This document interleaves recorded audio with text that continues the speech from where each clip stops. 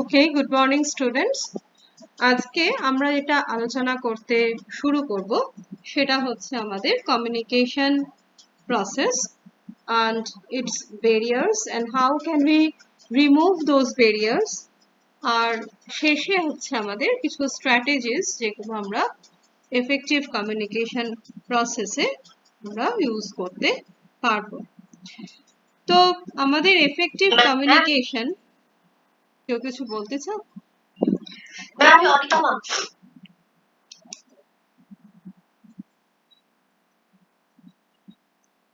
তোমার নামটা এখনো পরিবর্তন হয়নি। ম্যাম আমি গিয়ে ম্যাম গুগলের থেকে ইসে হচ্ছে ম্যাম জিমেল থেকে, সো ওখানে আমার নামটা না এরকম বুলটি সরকার দিয়ে খোলা, তো ম্যাম সেজন্য জিমেলে যাচ্ছি, শুধু অ্যাকাউন্টটা দিয়ে খোলা যাচ্ছে। আমার অনিতমা সরারটা আমি দিতে পারছি।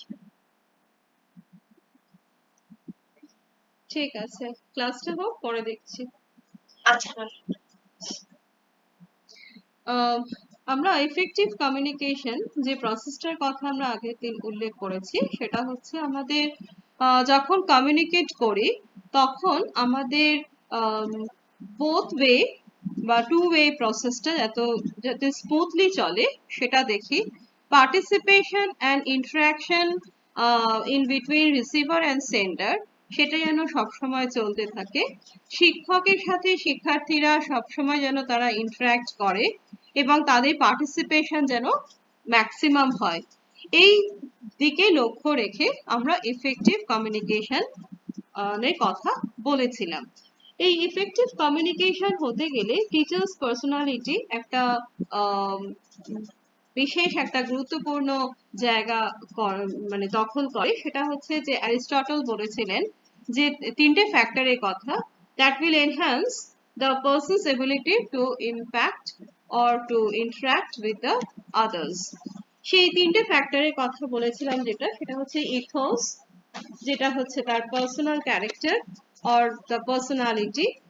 প্যাথোস, যে তার ইমোশনস গুলো যখন ব্যবহার করছে, তার আবেগজনিত যে কথাগুলোকে সে কমিউনিকেট করবার সময় যেগুলো ইউজ করছে সেটাকে আমরা বলেছিলাম pathos. And the last one will be the logos, মানে লজিক্যাল রিজনিং, তার যে যুক্তিপূর্ণ কথা এবং যুক্তিপূর্ণ হাবভাব আচরণ যেগুলো তার মেসেজকে অন্যদের মানে শিক্ষার্থীর কাছে পৌঁছে দিচ্ছে, সেগুলোর কথা আমরা উল্লেখ করেছিলাম। নেক্সট আমরা যেটা করতে যাচ্ছি সেটা হচ্ছে যে আমাদের কিছু কমিউনিকেশন, এই ইফেক্টিভ কমিউনিকেশন হতে গেলে কিছু বাধা বা ব্যারিয়ার্স কাজ করে। এই ব্যারিয়ার্স গুলো আমরা আজকে একটু আলোচনা করব। তো ব্যারিয়ার্স গুলোকে আমরা ফার্স্ট অফ অল দুটো ভাগে ভাগ করে নিচ্ছি। একটা হচ্ছে তার যেগুলো ন্যাচারাল ওয়েতে আসে সেই ব্যারিয়ার্স, মানে ইন্টারনাল ব্যারিয়ার্স, আর কিছু ব্যারিয়ার্স আসে যেগুলো হচ্ছে এক্সটার্নাল ব্যারিয়ার্স। যেগুলো ইন্টারনাল ব্যারিয়ার্স সেগুলো কে প্রথমে আমরা দেখব, তারপরে আমরা যাব এক্সটার্নাল ব্যারিয়ার্স। কাকে ইন্টারনাল ব্যারিয়ার্স বলবো? ইন্টারনাল ব্যারিয়ার্স হচ্ছে যেগুলো আমাদের সরাসরি সেন্ডার বা রিসিভার বা সেন্ডারের সরাসরি যেগুলো তাদের মধ্যে থেকে আসে।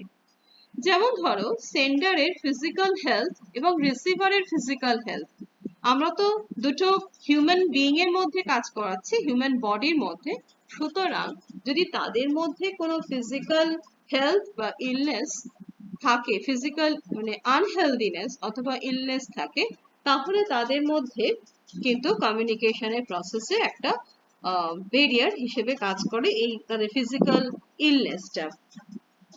কারণ কেউ যদি অসুস্থ থাকে তাকে বারে বারেই আমাদের বলতে হয় অথবা তাকে সেইভাবে হেল্প করতে হয় যাতে তারা কি করতে পারে না, কমিউনিকেট করতে পারে বা কথা বলতে পারে, বা ভার্বালি হোক নর্মাল ভার্বালি হোক সেটা তারা বোঝাতে পারে। সেকেন্ড হচ্ছে আমাদের যদি নলেজ না থাকে, অর্থাৎ আমাদের যদি ঠিক প্রপার যে কন্টেন্টের ওপরে আমাদের কমিউনিকেশন প্রসেসটা চলছে সেই প্রসেসটার মধ্যে চালাতে গেলে যদি আমাদের বিষয়বস্তুটা আমাদের হারিয়ে যায়, বিষয়বস্তুটা যদি কেউ কম জানে, যে কমিউনিকেট করতে শুরু করেছে অর্থাৎ শিক্ষক, তার নলেজ এবং তার যে লার্নিং বা টিচিং এবিলিটি এটা রয়েছে সেটা যদি কম হয়, সে যদি অদক্ষ হয় এই due to inability of teaching teaching process, তাহলে সেখানে কিন্তু আমরা দেখতে পাচ্ছি আমাদের কমিউনিকেশন ব্যারিয়ার হচ্ছে। নেক্সট বলবো আমরা সাইকোলজিক্যাল ব্যারিয়ার। সাইকোলজিক্যাল ব্যারিয়ার অর্থাৎ এটা বোথ ওয়ে হতে পারে, টিচারের হতে পারে বা লার্নার্সের হতে পারে। টিচার যখন ইন্টারাক্ট করছে অনেকগুলো স্টুডেন্টসের সাথে কথা বলছে, তখন তাদের মধ্যে এটা সব থেকে বেশি কাজ করছে সেটা হচ্ছে ইন্ডিভিজুয়াল ডিফারেন্সেস। এই ইন্ডিভিজুয়াল ডিফারেন্সেস মানে হচ্ছে তাদের মধ্যে একটা বৈচিত্র্য রয়েছে। এই বৈচিত্র্যগুলো তাদের প্রত্যেকের থেকে আলাদা করে দিচ্ছে, এবং এই ইন্ডিভিজুয়াল ডিফারেন্স যদি সে না মেনে প্রত্যেককে যদি একই রকম ভাবে ট্রিট করে, তাহলে কিন্তু আমরা দেখতে পাচ্ছি যে কমিউনিকেশন হবে না। তাহলে কেউ হয়তো ভালো তার আন্ডারস্ট্যান্ডিং লেভেল, তার ইন্টারেস্ট মোটিভেশন লেভেলস হয়তো ভালো, সে খুব তাড়াতাড়ি হয়তো কমিউনিকেট করতে বা কমিউনিকেশন প্রসেসে পার্টিসিপেট করছে, সেক্ষেত্রে ব্যারিয়ার অনেক কমে যাচ্ছে। কিন্তু কেউ হয়তো চাইছে না বা ইন্টারেস্ট মোটিভেশন লেভেল তাদের কম, তাদের এবিলিটি কম, সেক্ষেত্রে তারা কিন্তু ডিপ্রেশন বা অ্যাংজাইটি কাজ করছে, হ্যাঁ, তারা চাইছে না কাজটা করতে, সেক্ষেত্রে কিন্তু তাদের কমিউনিকেশন প্রসেসে তারা কিন্তু শর্ট করে পার্টিসিপেট করবে না। তাহলে এই জায়গাগুলো আমাদের ইন্ডিভিজুয়াল যে ডিফারেন্স গুলো রয়েছে স্টুডেন্ট টু স্টুডেন্ট বা লার্নার্স টু লার্নার্স, এটা কিন্তু আমাদেরকে কনসিডার করতে হবে যখন আমরা ক্লাসরুম সিচুয়েশনে আমরা কমিউনিকেট করছি। So poor mental health and improper psychological makeup. এই সাইকোলজিক্যাল মেকআপের মধ্যে শুধু আমরা ইন্টারেস্ট, অ্যাটিটিউডস, মোটিভেশনস এই জায়গাগুলোকে অবশ্যই উল্লেখ করব। এছাড়াও আমরা যেটা উল্লেখ করব সেটা হচ্ছে যে তাদের মধ্যে যদি কোনো ইনহেরেন্ট প্রেজুডিস থাকে, ইনহেরেন্ট প্রেজুডিস মানে কুসংস্কারের কথা এখানে বলা হচ্ছে। ইনহেরেন্ট প্রেজুডিস যদি তাদের কোনো সেই সম্বন্ধে কোনো আগের থেকে ধারণা থাকে, প্রিভিয়াস এক্সপিরিয়েন্স, এবং সেটা যদি তার খারাপ দিকে থাকে, তাহলে সেটা কিন্তু সেই বিষয়ে সে কমিউনিকেট করতে সে সেই মুহূর্তে চাইবে না। তার মধ্যে অ্যাংজাইটি, এগুলো সবই তার ফিজিওলজিক্যাল এই সাইকোলজিক্যাল মেকআপ।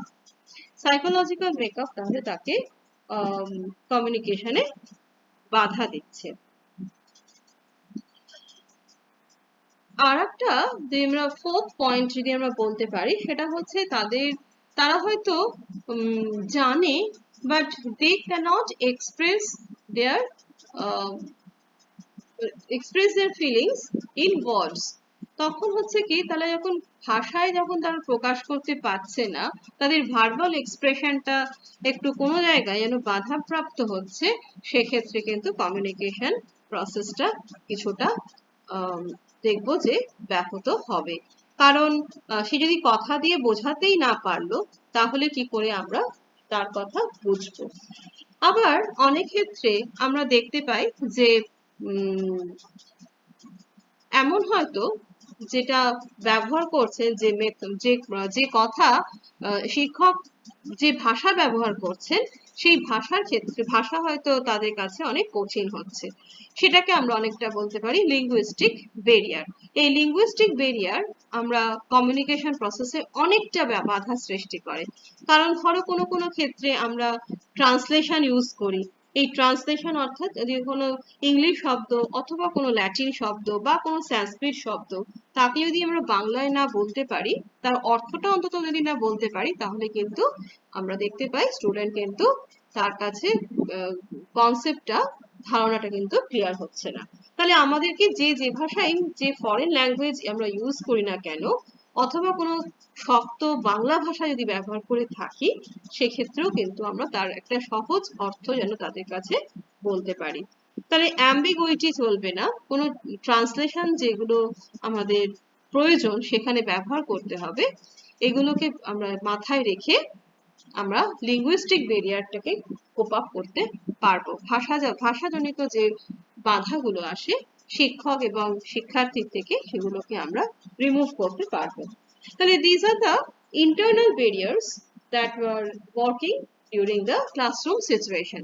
নাও এক্সটার্নাল ব্যারিয়ার্স, এই এক্সটার্নাল ব্যারিয়ার্স গুলো কোনগুলো?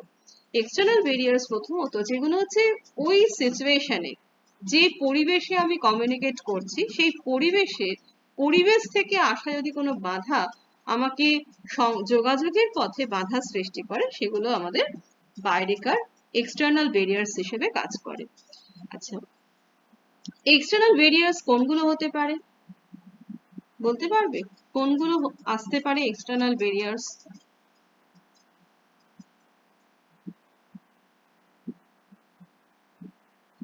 মেয়েরা? বাইরের নয়েজ। আচ্ছা, বাইরের নয়েজ, ফার্স্ট অফ অল হচ্ছে তাহলে বাইরের নয়েজ যদি কোনো আসে, তাহলে সেক্ষেত্রে কোনো ডিস্ট্রাকশনস, অথবা কেউ হয়তো ডাকতে এলো, তুমি হয়তো কথা বলছো, কথার মাঝখানে কেউ হয়তো তোমাকে ডাকতে এলো, অথবা তোমার হয়তো ফোনে কোনো কল এসে গেল, এটা হতে পারে। সেক্ষেত্রে কিন্তু তোমার কি হচ্ছে, ডিস্ট্রাকশন, ডিস্ট্রাক্টর কাজ করছে বলে, নয়েজ বা ডিস্ট্রাক্টর কাজ করছে বলে তোমার কমিউনিকেশন প্রসেসে হঠাৎ করে একটা বাধা পড়লো। আর কি হতে পারে? সরাসরি ওই পরিবেশটাকে বলা হচ্ছে, যে পরিবেশে আমরা কমিউনিকেট করছি সেই পরিবেশের কথা এখানে উল্লেখ করা বলা হচ্ছে। আর পরিবেশ থেকে কি কি ধরনের বাধা আসতে পারে?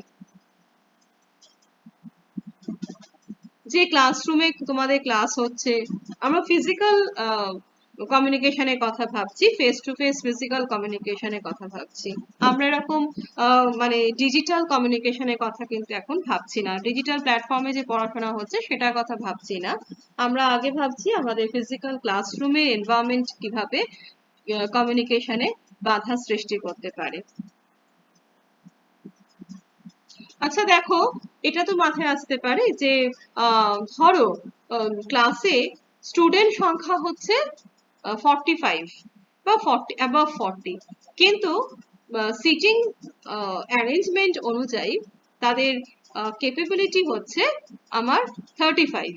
তাহলে এই যে বাকি যে যদি সবাই স্টুডেন্ট আসে, সমস্ত স্টুডেন্ট আসে, হয়তো 30 জন হয়তো ভালোভাবে বেঞ্চে বসতে পারবে, বাকি 10 জন বা 15 জন হয়তো বেঞ্চে ঠিক মতো বসতে পারবে না। তাহলে বেঞ্চে না বসতে পারার ফলে তারা কোথায় থাকবে?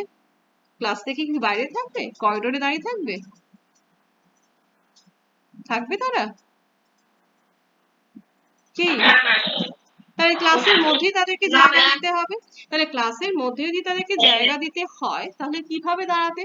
কিভাবে তুমি একজন টিচার হলে তুমি তাদেরকে কিভাবে মানে জায়গা দেবে? তাহলে এক একটা বেঞ্চে কতজনকে বসাতে হবে? এক একটা যদি বেঞ্চে হয়তো সেখানে 4 জন থাকে, তাহলে তার মধ্যে আরো একজন বেশি 5 জন বা 6 জন করে বসানোর ব্যবস্থা করতে হবে। এবার ধরো ধরো তোমার বেঞ্চে তাদের তো শুধু তারা নিজেরা বসে নেই, তাদের বই খাতাগুলোও রয়েছে, তাহলে তারা কিভাবে লিখবে? সবাই তো বেঞ্চ পাবে না, তাহলে তারা কিভাবে লিখবে? তখন বই খাতাগুলো সাইডে নিচে রাখবে। হ্যাঁ, তাহলে তাদেরকে অন্য হয় মাটিতে রাখতে হবে, অথবা তাদেরকে কোলে রেখে কাজটা করতে হবে। এবং অনেক সময় কি দেখা যায় যে তারা কিন্তু দাঁড়িয়ে দাঁড়িয়েও অনেক সময় হয়তো একটা প্রথম ক্লাসটা হয়তো কেউ দাঁড়ালো, পরের ক্লাসটা হয়তো অন্যজনকে দাঁড় করিয়ে আমরা ক্লাসটা করাতে হচ্ছে। এবং দেখা যায় যে হয়তো ইয়ে মানে টিফিনের পর থেকে হয়তো সেই ক্লাসে আস্তে আস্তে, যদি গ্রামের দিকে স্কুল হয়, যদি গেট খোলা পায়, তাহলে ধীরে ধীরে আস্তে আস্তে তারা কি হয়, মানে ক্লাস থেকে বেরিয়ে যাওয়ার চেষ্টা করে। তাহলে এই, হ্যাঁ, তারা কিন্তু নিজেরা পালাতে চেষ্টা করে। তাহলে এই যে একটা ক্লাসরুম সিচুয়েশনে infrastructure of the classroom, bench যে সিটিং ক্যাপাবিলিটি, হ্যাঁ, সেটা কম, যতজন স্টুডেন্ট তার থেকে কম, যেহেতু এক্ষেত্রে আমরা কমিউনিকেশন করতে পারবো না। তাহলে এইরকম একটা অবস্থাতে তুমি যদি ক্লাস নিতে যাও, তাহলে তোমার কি মানসিক ভাবে তুমি কি স্টেবল থাকতে পারবে? কেন, ক্লাসের মধ্যে তো ইনডিসিপ্লিন কাজ করবে। কারোর হইচই হবে, কেউ কারোর হয়তো জিনিস নিয়ে নিল, কেউ কাউকে হয়তো ধাক্কা মারলো, কেউ হয়তো কাউকে কারোর থেকে কোনো পেন্সিল ইরেজার, মানে একটা ক্যাওস সৃষ্টি হবে। এই ইনডিসিপ্লিনের জন্য কিন্তু তুমি কখনোই ক্লাসে ভালোভাবে যোগাযোগ করতে পারছো না। এটা একটা সমস্যা, সেটা হচ্ছে ক্লাসরুম ইনফ্রাস্ট্রাকচার। সেকেন্ড থিং, যখন তুমি এই ক্লাসরুম ইনফ্রাস্ট্রাকচারের মধ্যে আমরা এটাও উল্লেখ করতে পারি, ধরো বর্ষার সময়, সেই সময় কি হচ্ছে, খুব মানে বৃষ্টির জন্য দেখা যাচ্ছে যে জানলার মানে যে মানে কি বলবো পাল্লা রয়েছে, সেই জানলার পাল্লা হয়তো ভাঙা রয়েছে। সেক্ষেত্রে কি হবে, জানলার অবস্থা খারাপের জন্য প্রচুর পরিমাণে জল একটা জায়গায় জমছে বা জল আসতে শুরু করছে। এই ক্ষেত্রে আমরা দেখতে পাচ্ছি যে জায়গাটায় ওরা বসেছিল সেখান থেকে তাদেরকে সরিয়ে অন্য জায়গায় বসাতে হচ্ছে। এবং এইভাবে দেখা যাচ্ছে যে তোমার কিছুটা ক্লাস শুরু হলো, ধীরে ধীরে তুমি যখন এগোচ্ছ তখন এরকম পরিস্থিতি হওয়ার জন্য তোমাকে কি করতে হচ্ছে, ক্লাসে পড়ানো বন্ধ করে একটা তাদেরকে অন্য ব্যবস্থা নিতে হচ্ছে। এটাও কিন্তু আমরা ইনফ্রাস্ট্রাকচারের মধ্যে ফেলতে পারি। অথবা ক্লাসের মধ্যে পর্যাপ্ত পরিমাণে আলো নেই। যদি আলো কম থাকে, বাতাস চলাচল ভালো না হয়, তাহলে কিন্তু স্বাস্থ্যকর পরিবেশ ক্লাস মধ্যে যদি না থাকে, তাহলে কিন্তু আমরা দেখতে পাচ্ছি যে তাদের নানা ধরনের ফিজিক্যাল এনভায়রনমেন্ট, অর্থাৎ ক্লাসরুমের যে সিচুয়েশন রয়েছে, হয় অস্পষ্টতা মানে ইনভিজিবিলিটি, তারপরে হচ্ছে ক্লাসরুমে জল ঢুকছে, ক্লাসরুমে হয়তো খুবই অন্ধকার থাকার দরুন সেখানে হয়তো কি বলবো নানা ধরনের ধুলো ময়লা এগুলো জমছে, এবং তারা কিন্তু লিখতে পারছে না, এবং বেঞ্চের অভাব ঘটেছে, বসবার ক্ষেত্রেও তাদের কিন্তু অসুবিধা সৃষ্টি হয়েছে। তাহলে এইগুলো কিন্তু আমরা কমিউনিকেশনের ক্ষেত্রে অনেক বড় বাধা হিসেবে কাজ করে, যেটা কিন্তু তার নিজের থেকে আসেনি, এটা এক্সটার্নালি তাদের থেকে মানে এটা তাদের কমিউনিকেশনে বাধা দিচ্ছে। এছাড়া যদি বলো যে আশেপাশে ওই ক্লাসরুমের আশেপাশে হয়তো কোনো ময়লা আবর্জনা জমা আছে, ড্রেন আছে, অথবা কোনো কারখানা আছে, হয়তো তার হয়তো পাইপলাইন গেছে ওইখান দিয়ে, তারা হয়তো তাদের ময়লা জিনিস সেখানে ডিসপোজাল সাইট করা আছে। তাহলে এই সমস্ত যে আবর্জনা জনিত কারণে যে গন্ধ আসে, তারপরে হচ্ছে এয়ার পলিউশন হতে পারে, নয়েজ পলিউশন হতে পারে। এই পলিউশনের দরুন কিন্তু আমরা দেখতে পাচ্ছি অনেক ক্ষেত্রে এক্সটার্নাল ব্যারিয়ার হিসেবে এই পলিউশন কমিউনিকেশনে কাজ করছে। এগুলো কিন্তু এক্সটার্নাল ব্যারিয়ার্স। এছাড়া এটা তো গেল ইনফ্রাস্ট্রাকচার, নয়েজ, ডিস্ট্রাক্টার্স। আর কি হতে পারে? এক্সটার্নাল ব্যারিয়ার্স আর কি হতে পারে যেটা কমিউনিকেশনে বাধা দেয়?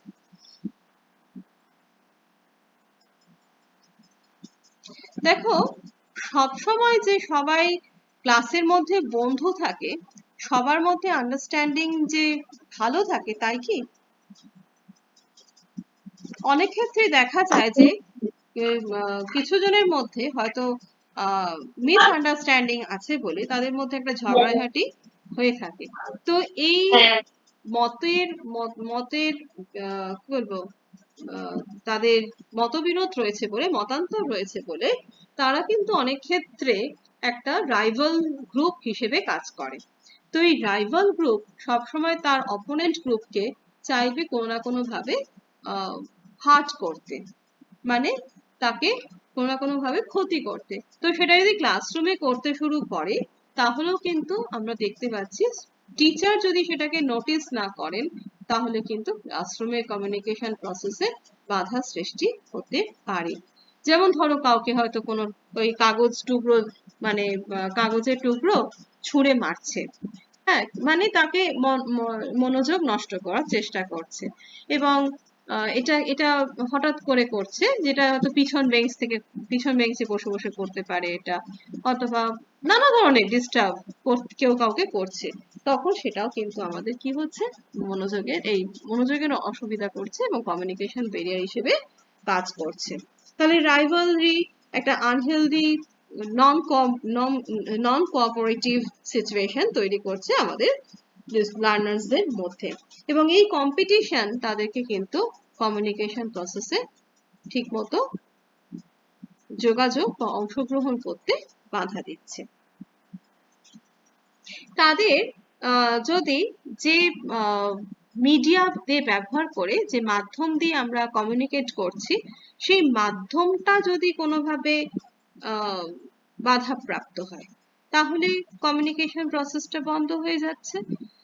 মানে ধরো আমি প্রজেক্টর দিয়ে তাদেরকে পড়াচ্ছিলাম, হঠাৎ করে কোনো স্লাইড হয়তো চলতে চাইছে না বা আসছে না ঠিক মতো, প্রজেক্টরটা ফাংশন করছে না ঠিক মতো, সেক্ষেত্রে যেটা আমি চেয়েছিলাম প্রজেক্টরের মানে মাধ্যমে যেটা আমি দেখাতে চেয়েছিলাম ভিজুয়ালি একটা কোনো পিকচার, সেটা আমার পক্ষে সম্ভব হলো না। যদি সম্ভব না হয় তখন আমাকে অল্টারনেটিভ মেথডে যেতে হলো। এই অল্টারনেটিভ মেথডটা তৎক্ষণাৎ কতটা এফেক্টিভ হবে সেটা কিন্তু আমরা জানি না। কিছু সময়ের জন্য কিন্তু কমিউনিকেশন একটা বাধা পাবে। তাহলে এই ধরনের এক্সটার্নাল কিছু বাহ্যিক দিক থেকে কিছু বাধা যখন এসে পড়ে, তখন কিন্তু যোগাযোগ হঠাৎ করে আমাদের বন্ধ হয়ে যায়। এই যোগাযোগ বন্ধ হয়ে যাওয়ার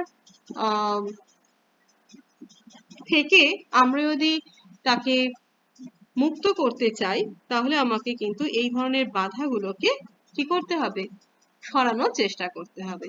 প্রথম যে বাধার কথা বলা হয়েছিল সেটা হচ্ছে যে ইন্টারনাল ব্যারিয়ার্স। এই ইন্টারনাল ব্যারিয়ার্সকে আমরা তো কন্ট্রোল করতে পারি না, তবে যেটা আমরা কন্ট্রোল করতে পারি সেটা হচ্ছে ভাষাগত যে বাধা। চেষ্টা করতে পারি যে আমাদের যেন যে ভাষা ব্যবহার করছি সেই ভাষা যেন অনেক সহজ সরল হয়, এবং যদি কোনো ফরেন ল্যাঙ্গুয়েজ আমরা ইউজ করি যেটা তাদের কাছে মাতৃভাষা নয়, সেক্ষেত্রে আমি তাকে মাতৃভাষায় সেটা যেন ট্রান্সলেট করে তাকে যেন তার অর্থটা বোঝাতে পারি। আমার শব্দগুলো যেন স্পষ্ট হয়, মানে আমি যেন জড়িয়ে জড়িয়ে কথাগুলো না বলি, এবং সমস্ত শব্দগুলোকে যদি আমি একই টোনে বলি তাহলে কিন্তু সেটা শুনতে মনোটোনাস লাগে। একই ধরনের যদি কথাবার্তা বলতেই থাকি তাহলে সেটা কিন্তু মনোটোনাস বা একঘেয়েমি তৈরি করে। কিন্তু আমি যদি কিছুটা পজ দিই, কিছুটা মানে ফাস্ট, কিছুটা স্লো, কিছুটা তার মধ্যে ভয়েস মডুলেশন রাখি, কিছুটা সব কিছু জিনিস তাদেরকে বলতে দিই, তাহলে সব রকম কিছু যদি মিলিয়ে আমরা যদি কমিউনিকেট করতে থাকি তাহলে অনেক বেটার কমিউনিকেশন প্রসেসটা চলতে থাকে। কমিউনিকেশন প্রসেসটা হওয়ার সাথে সাথে আমরা কি করব, মাঝে মাঝে শিক্ষার্থীকে পার্টিসিপেশন যেমন তারা থাকবে, তেমনি তাদেরকে তাদের যে আইডিয়াস গুলো আছে সেই আইডিয়াস বা তাদের চিন্তা ভাবনাগুলোকে আরো মোটিভেট করবার জন্য তাদেরকে রিইনফোর্স করব। এই রিইনফোর্স শব্দটা আমরা অনেক আগেই পেয়েছি, স্কিনারের দেওয়া শব্দ, সাইকোলজিক্যাল টার্মস রিইনফোর্সমেন্ট।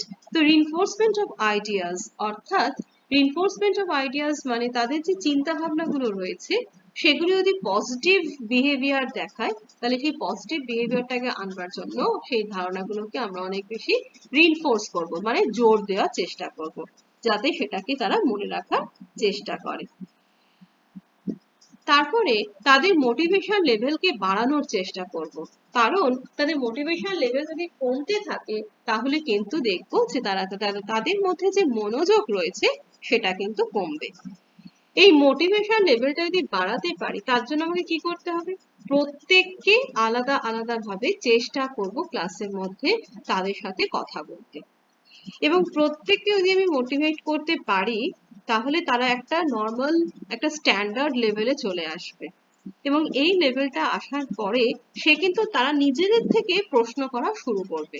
অর্থাৎ প্রশ্ন করা শুরু করার মানেই হচ্ছে তারা তাদের আন্ডারস্ট্যান্ডিং লেভেলে যাওয়ার চেষ্টা করছে। সেই বিষয়টাকে নিয়ে ভাবতে শুরু করছে। যদি না ভাবতো তাহলে কখনোই তার মধ্যে প্রশ্ন আসতো না। তাহলে এই যে প্রশ্ন আসলেই তার ধারণার মধ্যে যে সন্দেহগুলো, ডাউটস গুলো রয়েছে সেগুলো কিন্তু রিমুভ করতে পারবো। তাহলে ধারণার একটা স্পষ্টতা তৈরি হবে, তাদের মধ্যে আত্মমর্যাদা আসবে এবং তাদের মধ্যে আত্মবিশ্বাস তৈরি হবে। এইভাবে আমরা তাদের মোটিভেশন লেভেলটাকে বাড়িয়ে দিলে তাদের আমরা কমিউনিকেশন প্রসেসে সুন্দরভাবে তাদেরকে আমরা আনতে পারছি। এবার যখন আমরা এই কাজটা করছি, এই কমিউনিকেশন প্রসেসটা চলছে, আমরা দেখেছি লাস্ট কম্পোনেন্ট ছিল ফিডব্যাক। এই ফিডব্যাকটা ওপর আমরা বিশেষ জোর দেব। এই ফিডব্যাকটার উপর কেন জোর দেব? কারণ যদি একতরফা হতে থাকে, যদি অপর দিক না কথা বলে, তাহলে কিন্তু কমিউনিকেশন প্রসেসটা আপনিই বন্ধ হয়ে যাবে। কারণ যে সেন্ডার, সে শুধু সেন্ড করে যাচ্ছে, ধীরে ধীরে তার মোটিভেশন লেভেলটা কমবে এবং সে কমিউনিকেশনটা বন্ধ করে দেবে। এবং দেখা যাবে যে মুহূর্ত থেকে শুরু করেছিল তার দ্বিতীয় মুহূর্তে বা পর মুহূর্তে সে কিন্তু ততটা ভালো কমিউনিকেট করতে চাইছেন না। কেন? ফিডব্যাকটা তিনি ভালো পাচ্ছেন না। তাহলে ফিডব্যাকটা কিন্তু একটা integral component of any communication activity. এটা মাথায় রেখে ফিডব্যাক ফেসিলিটিটাকে বাড়াতে হবে। যত চাইবো যে স্টুডেন্টস কথা বলুক, সেটা বরং কমিউনিকেশন প্রসেসটা এগোতে সাহায্য করবে। এবার আমরা আসি এক্সটার্নাল ব্যারিয়ার্স গুলোতে। প্রপার এনভায়রনমেন্ট আমরা প্রথম বলেছি, যেটা কমফোর্টেবল এবং হেলদি এনভায়রনমেন্ট দেওয়ার চেষ্টা করতে হবে। যে সমস্ত সরকারি স্কুলগুলো রয়েছে আমরা দেখেছি সেক্ষেত্রে কিন্তু তাদের proper seating arrangement, visibility, light source, তারপরে এটা হচ্ছে তোমার প্রপার এয়ার, হ্যাঁ, অক্সিজেন লেভেল, তারপর পলিউশন যেন কম থাকে, সেই দিকে আমাদেরকে নজর দিতে হবে। এবং এই সমস্ত যে ফিজিক্যাল ব্যারিয়ার্স গুলো রয়েছে, ফিজিক্যাল ইনফ্রাস্ট্রাকচারাল যে ব্যারিয়ার্স গুলো রয়েছে, সেগুলো কিন্তু অনেকটা কম আমাদের নন গভর্নমেন্টাল স্কুলগুলোতে, অর্থাৎ প্রাইভেট স্কুলগুলোতে বা প্রাইভেট কলেজগুলোতে। এবং সেক্ষেত্রে কিন্তু আমরা দেখছি এই এই ধরনের যে এক্সটার্নাল ব্যারিয়ার্সটা যেটা ফেস করছে গভর্নমেন্ট স্কুলগুলো স্টুডেন্টসরা, সেটা কিন্তু অনেকটা কমে আসছে। তাদের প্রপার স্যানিটেশন, প্রপার ক্লিনলিনেস, হ্যাঁ, এগুলো যেন তারা মেনটেন করতে পারে বা শেখে। আমাদের এক্সটার্নাল ব্যারিয়ার্স আমরা উল্লেখ করেছিলাম অ্যাপ্রোপ্রিয়েট চ্যানেল বা মিডিয়ার কথা। যদি প্রজেক্টর যদি কোনোভাবে খারাপ হয়, তার আগে আমাকে কি করতে হবে সেটা দেখে নিতে হবে যে সেটা ঠিক মতো চলছে কিনা। আমি ক্লাসে নিয়ে যাওয়ার আগে আমাকে সেটা পরীক্ষা করে দেখতে হবে যে সেটা ঠিক মতো আমি চালাতে পারছি কিনা, সমস্ত স্লাইডস আমি ঠিক প্রপারলি চলছে কিনা। এই করতে গিয়ে যদি ওখানে গিয়ে আটকায়, তাহলে সেটা কিন্তু আমাদের ক্লাসে ইনডিসিপ্লিন তৈরি করবে। সেই জন্য আমরা এই অ্যাপ্রোপ্রিয়েট চ্যানেলটাকে চেষ্টা করব ঠিক মতো চালানোর জন্য। বাছাই করা প্রথমত, ঠিক মতো যেন বাছাই করি, আর তারপরে হচ্ছে তাকে ঠিক মতো যেন রান করতে পারি ক্লাসের মধ্যে। এবার তাহলে আমাদের যে কমিউনিকেশন ব্যারিয়ার্স গুলো ছিল এবং কমিউনিকেশন ব্যারিয়ার্স গুলোকে কি করে আমরা রিমুভ করব, সেটা টোটালটা আমরা আজকে ডিসকাস করে ফেলেছি। নেক্সট আমাদের যেটা আরো একবার রিপিট করব, হয়তো আগের দিনের ক্লাস হয়তো কেউ মিস করতে পারে, সেই জন্য একবার আমরা রিপিট করে নিই। এর সাথে সাথে যেটা চলে আসে সেটা হচ্ছে স্ট্র্যাটেজিস ফর ইফেক্টিভ কমিউনিকেশন। এই স্ট্র্যাটেজিস গুলো কি কি? একটা এডুকেশনাল কমিউনিকেশনে যেটা ঘটে, তার প্রকৃতিগুলো যদি আমরা ভাবি, তাহলে আমরা তার স্ট্র্যাটেজিস গুলোকে সাজাতে পারবো। প্রধানত প্রকৃতি হিসেবে আমরা তিনটে নেচারের কথা বলবো, তিনটে বৈশিষ্ট্যের কথা। একটা এডুকেশনাল সিচুয়েশনে কমিউনিকেশন যখন হয়, তার তিনটে বৈশিষ্ট্যের কথা আমরা বিশেষ উল্লেখ করব। প্রথম হচ্ছে পারপোজিভ নেচার, second হচ্ছে positive nature, and the last one is pragmatic nature. Positive purposive nature যেটা রয়েছে, এই পারপাসিভ নেচার মানে হচ্ছে, এক মিনিট,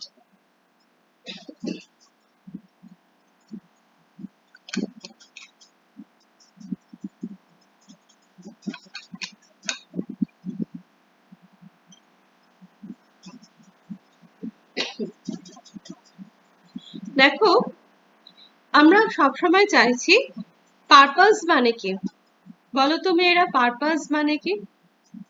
পারপাস যে শব্দটা থেকে কি বোঝা যায়? পারপাস ম্যাম উদ্দেশ্য। উদ্দেশ্য, বা তাহলে আমাদের যখন কমিউনিকেশন হচ্ছে in case of educational system, আমরা যখন টিচিং লার্নিং প্রসেসে আছি বা ট্রেনিং চলছে, ট্রেনিং প্রশিক্ষণ যদি কখনো সংস্থায় আমরা দেখতে চাই কমিউনিকেশন কেমন হচ্ছে, তাহলে তাদের প্রধান বৈশিষ্ট্য কোনটা? উদ্দেশ্য ভিত্তিক, অর্থাৎ পারপাসিভ। মানে এখানে আমার কোনো কিছু মানে বক্তব্য আমরা চাইছি, এই বক্তব্যটা কি বক্তব্য? শিক্ষাগত বিষয় সম্পূর্ণভাবে। তাহলে এর মধ্যে যে শিক্ষাগত তথ্যগুলোকে আমরা চাইছি লার্নার্স এর মধ্যে সেটাকে ডিস্ট্রিবিউট করতে, এই ডিস্ট্রিবিউশনটা আমাদের হচ্ছে একটা উদ্দেশ্য। এই ডিস্ট্রিবিউশনটা হওয়ার জন্য আমরা যেভাবে চাই, মানে যেভাবে আমাকে কমিউনিকেট করতে হবে, আমরা সেই পদ্ধতিতেই যাব। এবার আসছে positive nature of educational communication. Positive nature কি? পজিটিভ শব্দটা আমরা সবসময় ধনাত্মক দিকে রাখি, অর্থাৎ বিকাশমূলক।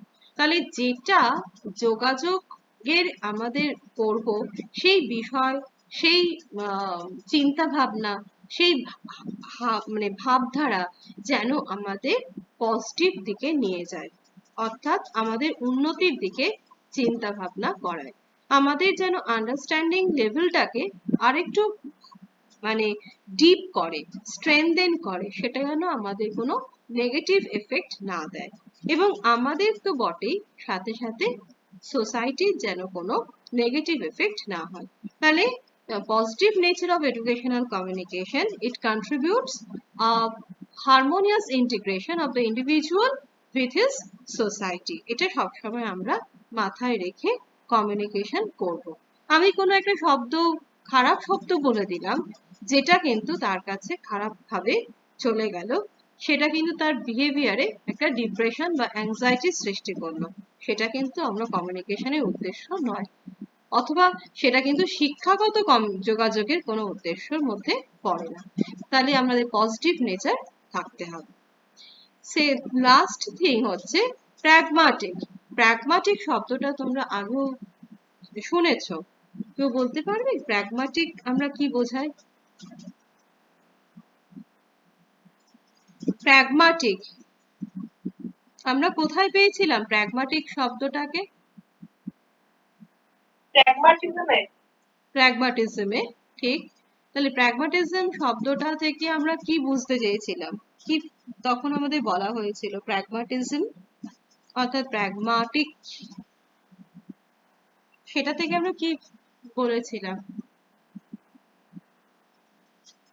প্র্যাগমাটিজম তো একটা ফিলোসফিক্যাল স্কুল, প্র্যাগমাটিজম, কিন্তু প্র্যাগমাটিক, প্র্যাগমা মানে কি? প্রয়োগ করা। প্রয়োগ, একদম। মানে আমরা যখন থিওরিটিক্যাল কোনো একটা বিষয়কে পড়ি, লিখিতভাবে বা কোনো তার বিষয়বস্তু শুধু পড়ি, তারপরে সেই বিষয়বস্তুকে আমরা পরীক্ষামূলকভাবে প্রয়োগ করার চেষ্টা করি, এই প্রয়োগের জায়গাটাই হচ্ছে প্র্যাগমাটিক নেচার অফ এডুকেশন লার্নিং। তাহলে কি আমরা আজকে যখন ঘরে বসে খাতায় অঙ্কটা যোগ বিয়োগটা শিখলাম, তো এই যোগ বিয়োগটা শেখার পর আমরা যখন বাজারে মা পাঠাচ্ছে, বাজারে গিয়ে যখন আমি মুখে মুখে যোগ বিয়োগ করছি, তখন কি আমি খাতায় যোগ বিয়োগ করছি? করছি না। তাহলে যোগ বিয়োগটা না করলে আমি ওখানে আমি লেনদেন করতে পারবো না, টাকা পয়সার লেনদেন করতে পারবো না। তাই টাকা পয়সার লেনদেনটা কিন্তু আমি শিখছি না আমার অঙ্কের খাতায়, আমি শিখছি যোগ বিয়োগটা। কিন্তু এই যোগ বিয়োগের কনসেপ্টটাকে যখন আমি প্রয়োগ করছি বাজারে টাকা পয়সা লেনদেনের ক্রয় বিক্রয় করার ক্ষেত্রে, সেটা হয়ে যাচ্ছে তখন আমার প্র্যাগমাটিক অথবা প্রয়োগ জায়গা। তো এই প্রয়োগের জায়গাটা সবসময় আমাদেরকে কমিউনিকেশন প্রসেসে ইনক্লুড করতে হবে। এই বৈশিষ্ট্যটা না রাখলে কিন্তু আমরা কখনো কমিউনিকেশন করতে পারবো না বা সাকসেসফুল হবে না।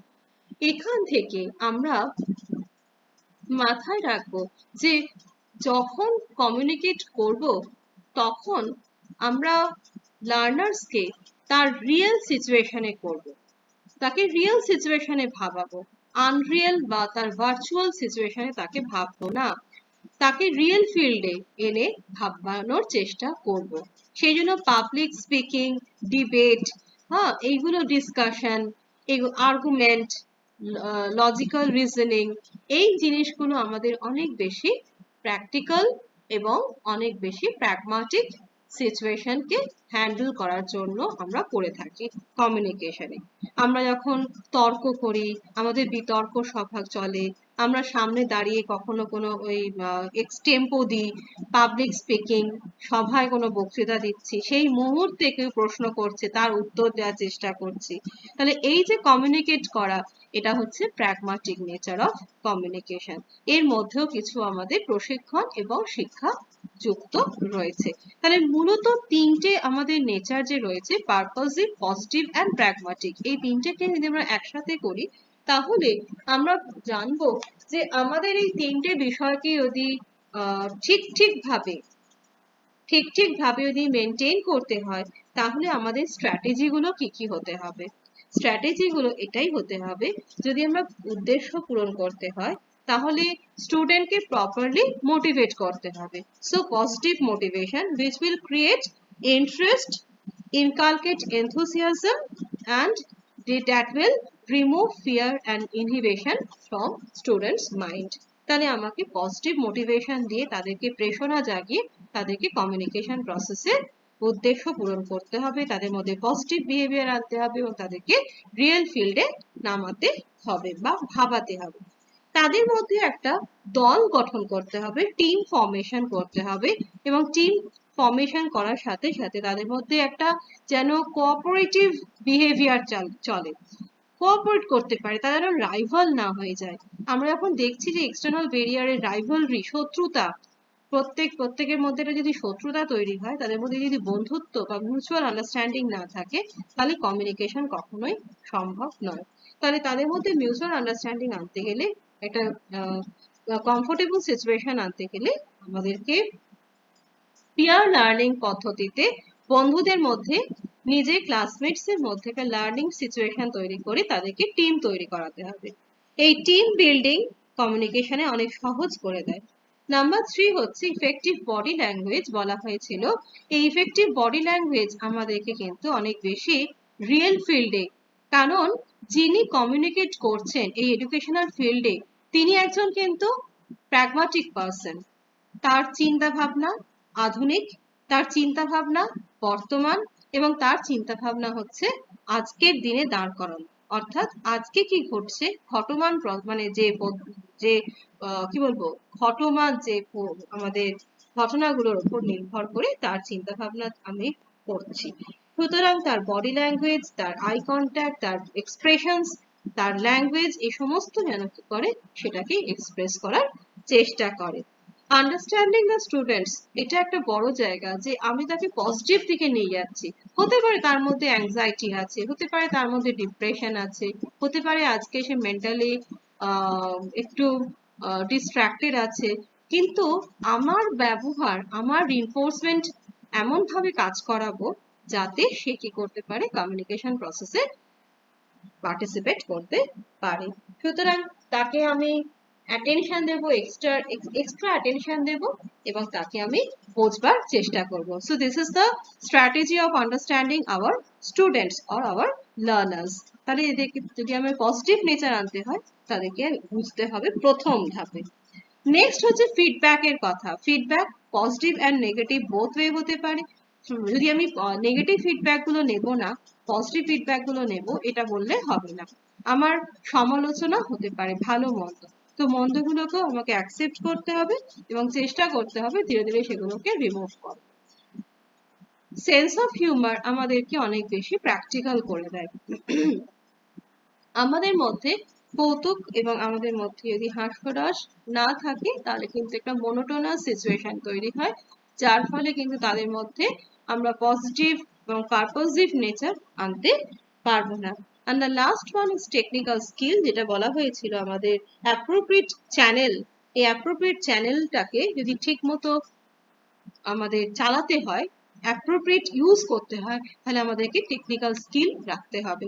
কেমন করে প্রজেক্টর চালায়, কেমন করে কম্পিউটার চালায়, কেমন করে আমরা মোবাইলে নানা ধরনের স্ক্রিন শেয়ার করব, তো এই ধরনের কাজগুলো আমাকে টেকনিক্যাল স্কিলগুলো আমাদের রাখতে হবে।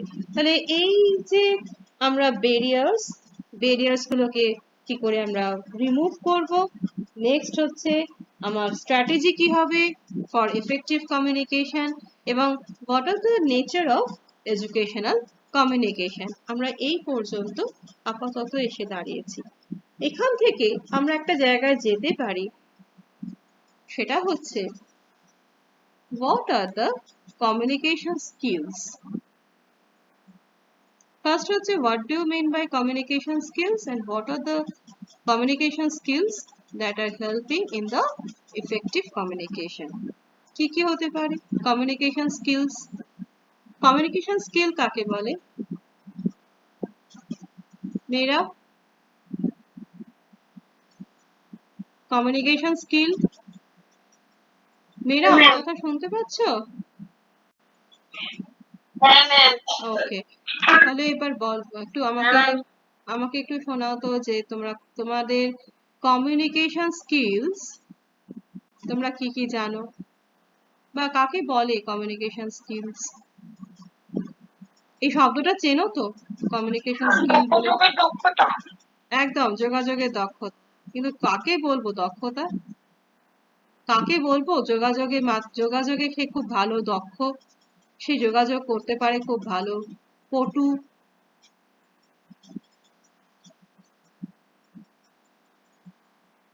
আর কোনগুলো তাকে যোগাযোগে বাধা দেয়, বা যোগাযোগের কোন স্কিলগুলো যোগাযোগের জন্য প্রয়োজন লাগে, কাকে বলে যোগাযোগের দক্ষতা?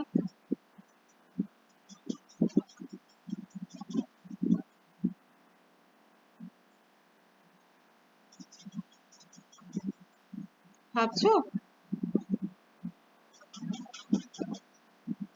টুম্পা?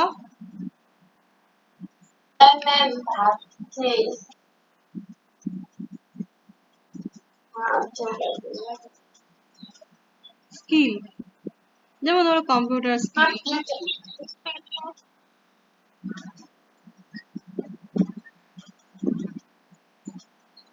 আমি স্পষ্ট বুঝতে পারলাম না কোনটা বললে। শোনা বলা, আচ্ছা। আর হচ্ছে না তা নয়, হচ্ছে, বলো আর কি হতে পারে?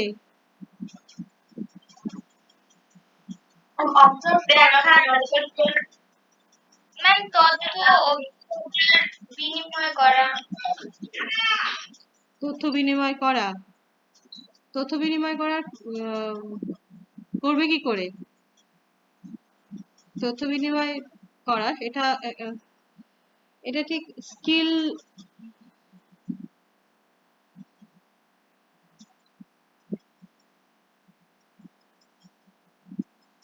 আর কি হতে পারে? আমরা প্রত্যেকে ভুলে গেছি একটা জায়গায়, সেটা হচ্ছে আমরা প্রথম যখন কমিউনিকেশন শুরু করেছিলাম, তখন আমাদের একটা 4টে জিনিসের কথা আমাদের উল্লেখ করা হয়েছিল। কে বলবে?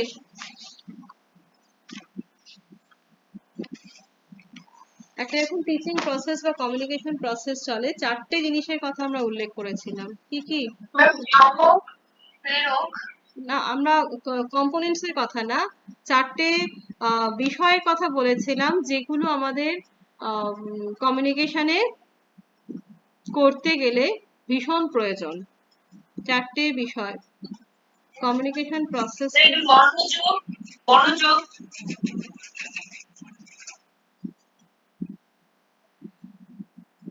যে কমিউনিকেট করছে সে যেমন কথা বলছে, অপরদিকে সে একজন শ্রোতা হিসেবেও কাজ করছে। সুতরাং তার স্পিকিং স্কিল আর তার লিসেনিং স্কিল দুটোই কিন্তু একসাথে প্রয়োজন। তাই বলা হয়েছিল listening, speaking, reading and writing. মনে পড়ছে চারটে কথা আমরা উল্লেখ করেছিলাম। এই চারটে জিনিসই আমাদের দাঁড়িয়ে আছে স্কিলের ওপর ভিত্তি করে। প্রধানত আমরা যখন মেসেজ পাঠাচ্ছি কমিউনিকেশনে, যোগাযোগে যখন আমরা বার্তা পাঠাই, তখন আমরা কোন কোন উপায় গ্রহণ করি? হয় মুখে অর্থাৎ ভার্বাল, লিখিত অর্থাৎ রিটেন, আর তৃতীয়ত হচ্ছে সাইন বা সিম্বল দিয়ে। এর বাকি আমরা কি কোনোভাবে বার্তা পাঠাই?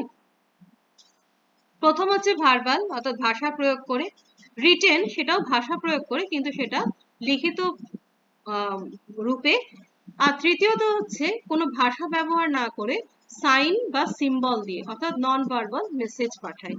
এই তিন রকম যে ভাষা দিয়ে তিন রকম রূপে আমরা যখন কমিউনিকেট করছি, এই তিনটের উপর দাঁড়িয়ে আছে আমাদের স্কিলগুলো। তাহলে আমাদের প্রথম স্কিল কি? ভার্বাল কমিউনিকেশনের জন্য ভার্বাল স্কিল, রিটেনের জন্য রাইটিং স্কিল, আর সাইন বা সিম্বলের জন্য তখন আমাকে কি করতে? Non verbal skill, right. তাহলে এছাড়া আমরা এই তিনটাকে যদি আমরা মিলিয়ে দিই একইভাবে একসাথে যদি সমন্বয় মানে একত্রে ভাবে, তাহলে আমাদের বেরিয়ে আসে স্পিকিং স্কিল আর একটা হচ্ছে লিসেনিং স্কিল। এই লিসেনিং স্কিলটা যদি না থাকে, তাহলে আমি ফিডব্যাক যে আমার কাছে আসবে, রিসিভার যে ফিডব্যাক দেবে, তাহলে তো ফিডব্যাকটাকে কি করব? ইগনোর করব, না করে আমি আবার তার উপরে চাপিয়ে দেবো। তাহলে আমাকে ফিডব্যাকটা শুনতে গেলে আমাকে লিসেনার হিসেবে থাকতে হবে। তাহলে listening skill, writing skill, speaking skill and reading skill. Reading skill অর্থাৎ ভার্বাল স্কিল। তাহলে ভার্বাল স্কিল এবার বুঝেছি আমাদের verbal skill, writing skill. Writing skill অর্থাৎ আমাদের যখন ভার্বাল স্কিলের মধ্যে আমরা অলরেডি ডিসকাস করেই ফেলেছি যে কথা বলছে সে যদি খুব কর্কশ কথা বলে, তার শব্দের মধ্যে তার উচ্চারণের মধ্যে যদি ক্ল্যারিটি না থাকে, তার পিচ অফ ভয়েস যদি কি বলবো একটা মিডিয়াম না থাকে, সে হয় খুব জোরে কথা বলছে আর না হলে এত আস্তে কথা বলছে, তাহলে আমরা কোনোটাই শুনতে পাচ্ছি না। শুধু খুব উচ্চ মাত্রায় অথবা খুব নিম্ন মাত্রায়, তাহলে কিন্তু আমরা শুনতে পাবো না। আমাদেরকে মিডিয়াম লেভেলকে মেনটেন করতে হবে। আমাকে যখন আমি কথাটা বলছি তার মধ্যে কিছু পজ দিতে হবে। তাহলে ডেলিভারি প্রসেস যখন চলছে, ডেলিভারি প্রসেসটা হচ্ছে যখন, তখন আমাকে পেস মেনটেন করতে হবে, তবে অন্যের কাছে সেই বার্তাটা পৌঁছতে পারবে। একটানা বলে গেলে কি হবে? তারপরে কোথায় আমি দাড়ি কমা কিচ্ছু না ধরে আমি বলে চলে গেলাম, তাহলে সে কিন্তু আমার কথা ঠিক মতো বুঝতে পারবে না। ভাষা প্রয়োগ ঠিক মতো করতে হবে, সহজ সরল ভাষা ব্যবহার করতে হবে। তাহলে এগুলো হচ্ছে সমস্তই ভার্বাল স্কিলের মধ্যে পড়ে। এবং ভার্বাল স্কিলের পরেই আসছে আমাদের কি? Writing skill. আমি যখন বোর্ডে লিখছি, সেই বোর্ডে লেখাটা যেন পরিষ্কার হয়, খাতায় লিখছি সেটা যেন স্বচ্ছ হয়। যদি কাটাকুটি করে লিখি নিশ্চয়ই সেটা ভালো লাগবে না কারণ। তাহলে আমাকে রাইটিং স্কিল ভালো করতে হবে, এটাও কিন্তু কমিউনিকেশন স্কিল। নেক্সট হচ্ছে আমার কি? Listening skill. আমাকে শুনতে হবে। আমি একজন ভালো শ্রোতা হিসেবে আমাকে কমিউনিকেশনে পার্টিসিপেট করতে হবে।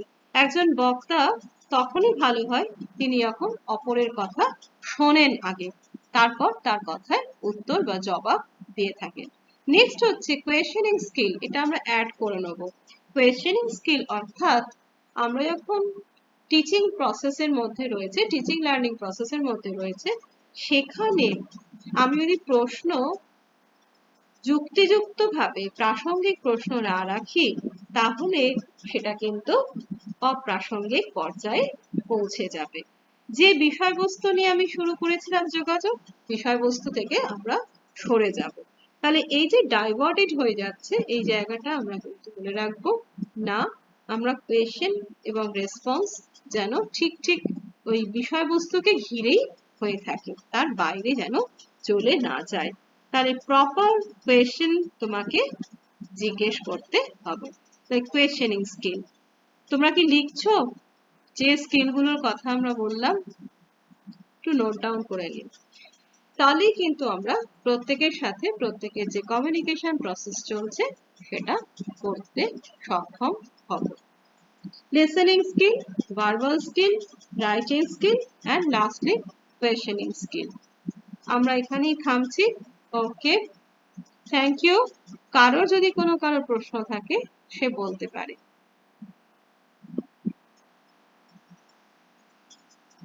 আমরা যতটা আলোচনা করেছি একবার ব্রিফ করে দিই। What is communication? Next, what is the nature of communication? What is the purpose of communication? What are the characteristics of communication? What are the principles of communication? Now next is the barriers of communication, components of communication, and how to remove the barriers of communication. And lastly, explain the strategies of effective communication in classroom situation. And lastly আমরা একটা add করেছি, সেটা হচ্ছে যে communication skill.